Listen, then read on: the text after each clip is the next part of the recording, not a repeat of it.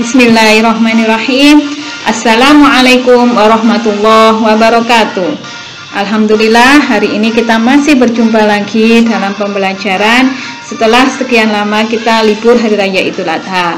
Nah, anak-anak, bagaimana keadaan kalian? Alhamdulillah, luar biasa, sehat selalu. Allahu Akbar.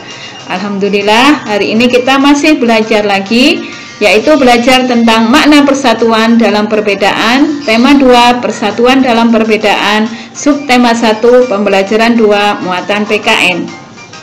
Nah, sebelum belajar dimulai, mari kita membaca doa dulu. Bismillahirrahmanirrahim. Rabbi zidni ilma warzuqni fahma.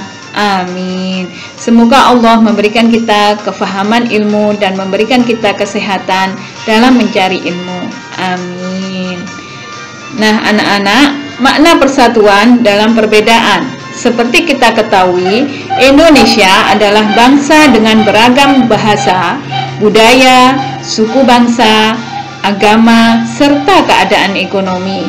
Ada banyak perbedaan di lingkungan sekitar kita.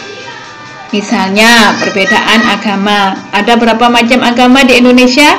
Iya, ada 6 agama.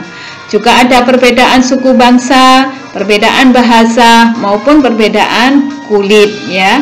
Perbedaan adalah kekayaan negara kita. Untuk menjaga semangat persatuan dalam perbedaan, kita perlu hidup rukun. Lalu, sikap apa sih yang diperlukan untuk mencapai persatuan dalam perbedaan itu? Sikap itu adalah yang pertama, peduli. Peduli adalah sikap dasar dalam menolong. Hidup rukun bermula dari sikap peduli terhadap orang lain.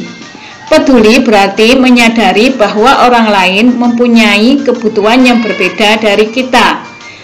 Peduli juga berarti memahami sikap apa saja yang dapat menyenangkan atau mengganggu orang lain. Tanpa adanya peduli, maka kita tidak akan bisa hidup rukun. Yang kedua adalah mendahulukan kepentingan bersama. Sebagai bagian dari masyarakat yang beragam, kita perlu mendahulukan kepentingan bersama di atas kepentingan pribadi atau golongan.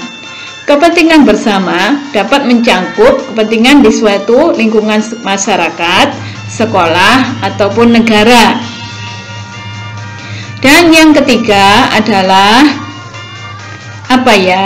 Yang ketiga yaitu toleransi terhadap orang lain. Toleransi artinya sikap saling menghormati dan menghargai antar individu meskipun terdapat perbedaan.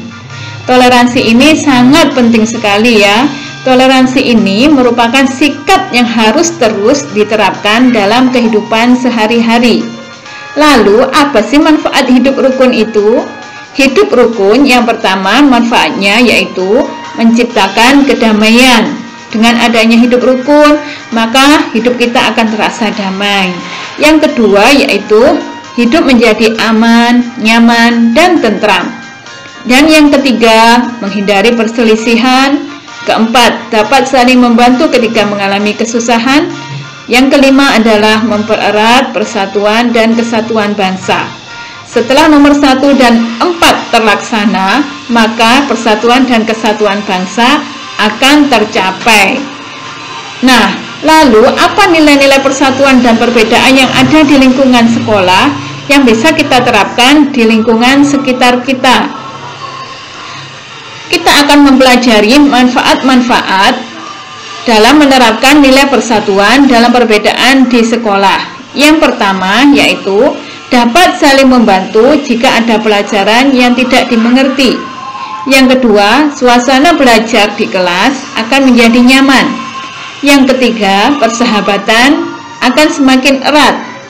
Dan yang keempat yaitu membantu kekompakan ketika berolahraga. Seperti kita ketahui yaitu keberagaman yang ada di Indonesia merupakan kekayaan di negeri kita. Dengan adanya nilai-nilai persatuan dalam perbedaan di lingkungan sekolah, maka kita akan terasa hidup nyaman, tentram, dan persatuan akan terwujud.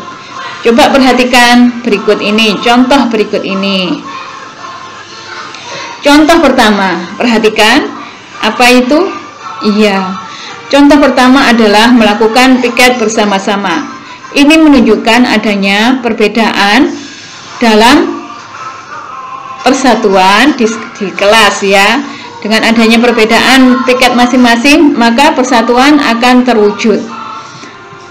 Contoh yang kedua yaitu mengumpulkan sumbangan untuk teman yang mengalami musibah.